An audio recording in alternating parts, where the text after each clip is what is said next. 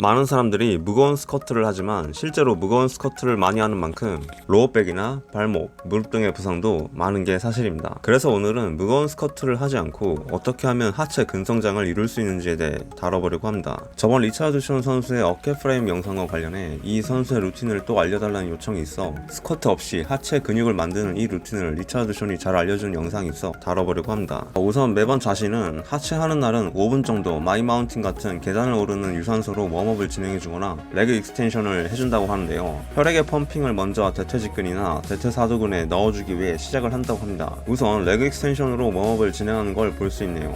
다음 운동으로 루마니안 데드리프트를 진행하는 걸 볼 수 있습니다. 루마니안 데드리프트는 등근과 햄스트링을 키우는데 매우 효과적이라고 하는군요. 그래서 자기가 좋아하는 복합관절 운동 중 하나라고 합니다. 많은 사람들이 루마니안 데드리프트 할 때 들어올리는 동작을 하면서 마지막 순간에 이렇게 둥근 쪽을 쥐어짜며 이렇게 허리를 아치형으로 말면서 올라가는 걸 볼 수 있는데 사실 본인은 그렇게 하지 않는다고 합니다.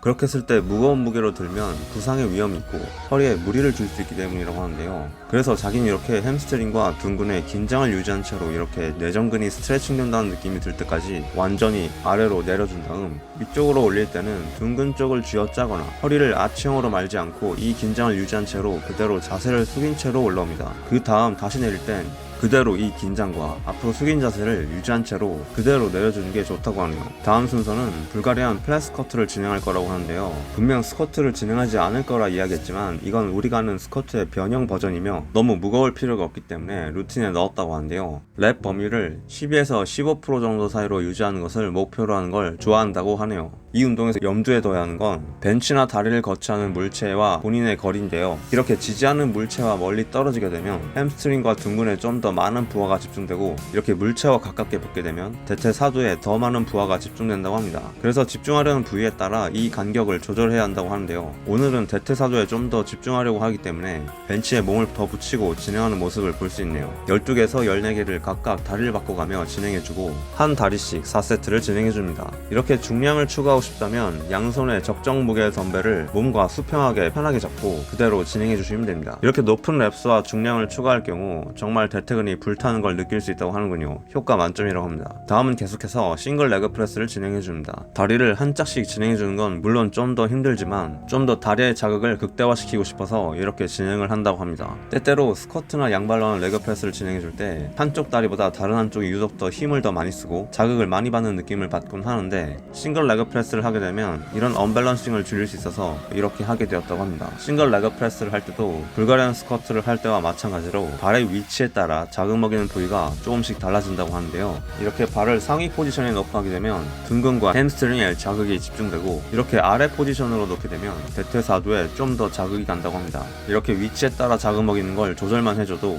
굳이 여러 종류의 운동을 할 필요가 없겠죠. 사실 잘하는 운동 몇 가지로 얼마든지 응용이 가능하기 때문에 위험한 운동을 여러 가지 어설프게 배우는 것보단 확실히 응용 가능한 몇 가지 운동을 정확히 아는 게 더 좋다고 합니다. 지금 본인은 이렇게 뉴트럴 포지션, 즉 중간 스탠스로 진행해 대퇴사두와 햄스트링을 동시에 먹이겠다고 하는데요. 10개에서 12개씩 왼쪽 오른쪽 다리를 각각 4세트씩 진행해줍니다. 다음은 또 레그 익스텐션을 또 진행해주는 모습을 볼 수 있습니다. 이번엔 자극과 고립을 최대로 주기 위해 올렸을 때는 몇 초간 정지하는 동작을 취할 거라고 합니다. 12개에서 15개씩 4세트를 하되 각 랩스마다 2에서 3초간 홀딩을 합니다. 응용 동작을 하려면 2에서 3초간 홀딩하는 시간을 좀 더 늘려주는 방식으로 진행을 해주면 된다고 하는데요. 효과는 정말 믿을 수 없을 정도로 좋다고 강하게 추천하는 모습을 볼 수 있습니다. 하지만 가급적 이렇게 홀딩하는 방식의 레그 익스텐션은 초반 루틴에 넣지 않을 것을 권고하고 있습니다. 자칫 다른 운동을 할 수 없으니 본인은 좀 더 후반부에 이 루틴을 넣는 것을 추천한다고 합니다. 다음 운동은 레그 컬 머신을 진행해주는데요.